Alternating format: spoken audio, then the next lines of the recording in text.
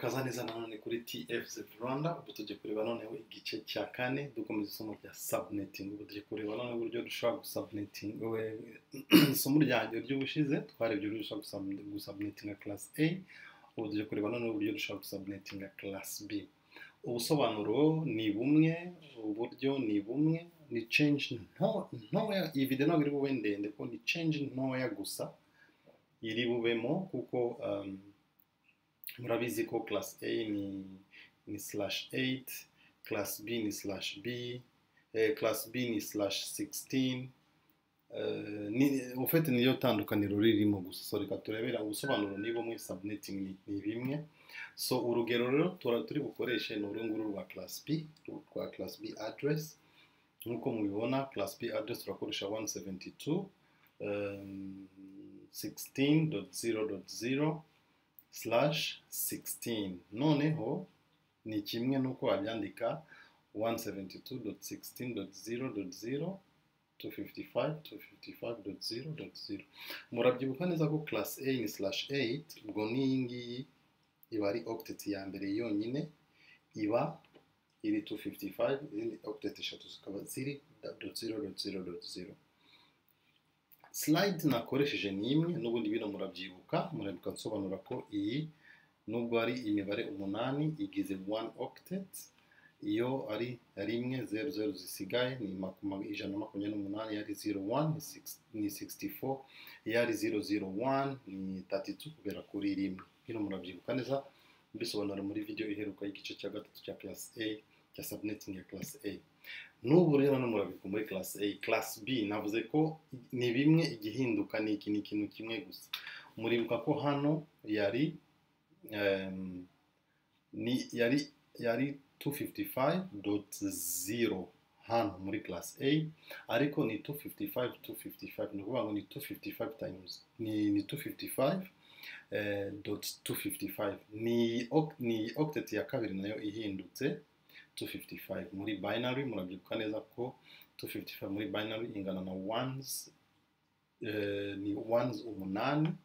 No kuvuga ngo iki gice cy'imbere cyanditse mu ibara ry'umukara ni network host cyangwa network ID. Iyi ngiyi ni host portion. No kuvuga ngo host portion dufite ibice bibiri, ni 0.0 ni 0.0, ariyo 0.0, ariko muri binary ni 8 zeros.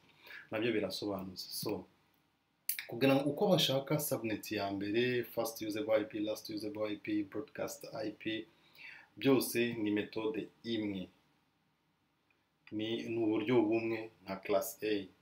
Ni ukuvuga ngo uko bashaka subnet ni iyi mibare idahinduka. Nizere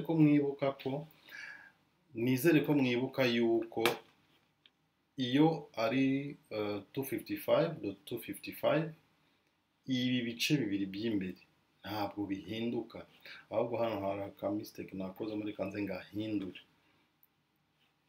Hari aka mistake hano. Iyi ngiyi ntigomba kuba mu mutuku, igomba kuba umukara kubera ko iri muri part ya network. So ni mistake y'ibara gusa, ariko icyo ugomba kuzirikana nuko network portion ntabwo ihinduka. Network ID ya network portion ntihinduka muri class B cyangwa class A cyangwa class C. Network portion iyo iri classful, ni ukuvuga ngo izi octet ebyiri za mbere zihora ari 172.16, ntizihinduka yari classful. Noneho na subnet mask nayo 255 nayo ntihinduka. Ibyo ngibyo ndumva narabivuze. So niyo rero ufata network portion ikaguma uko imeze, you don't touch there, nta kintu ukora kuri network portion. Ahubwo kugira ngo ubone subnet rero ufata the host portion ukayihindura amazeru yose kugira ngo ubashe kubona network. Ni ukuvuga ngo the network subnet dufite ya subnet dufite ni network ya 172.16.0.0. None ko terwa first usable IP address nabwo ni bumwe, ufata the host portion yose ukayihindura 0 usibye umubare wanyu. Ni ukuvuga ngo ni bumwe, ni uburyo bumwe, it is the same, ni metode imwe. umubare wa nyuma ni wo wonyine udahindura, ariko host portion yose uhindura 0 usibye umubare wa nyuma ugira 1. Igahita iduha ino IP ya 172.16.0.1. This is the first usable IP address.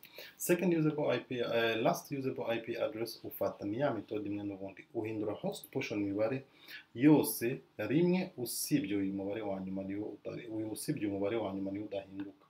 Uhindura ugumisha uri 0 none ugahindura host portion imibare yindi yose usibye wa nyuma ukaguma ari 0, ariyo bita biduha 255-1.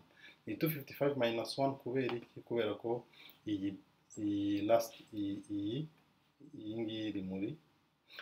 bit ni 0. Ni ngo iyi ngiyo yose uyiteranye 255 ibyara 255, ariko nukora 255 minus uyu mubare wa nyuma iraba ari -1 iraguha 254.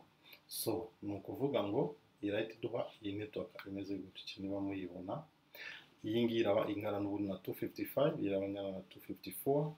Hano niko biri muri binary, hano biri converted muri decimal. Okay, twakomeje none kugira ngo tubone na broadcast address. Broadcast address yubwira gute? Ufata host portion yose ukayihindura rimwe. Iyo uyihinduye rimwe itiba broadcast address, which is right, yandikwa gutya ngo 255 ni network portion niyo nihinduka, host portion yose ihitiba 255.255.255. Summary ya network rero nuko nguko imeze. First subnet ni iyi ngiyi, first usable address, last usable address, iyi nayo ni broadcast address. Nta kindi. Ivi tukaba turayirangije. Nimba ari cyo uri kudasobanukiwe watukontaktinga, hari email yacu muri description box cyangwa se ukatureachinga out muri comment. Ibindi ni muri next video ikurikiyeho tureba class C. Class C nayo izaba yoroshye, nayo ni nka class B ariko the last octet yonyine niyo ihinduka. Turabireba nabyo. Nimba rero wishimiye ino video turakwibutsa gukanda like, subscribe, byaba ngombwa ufite ikindi kintu ushaka kumenya na commentinga, bitari ibyo nahavuba cyane. Peace out.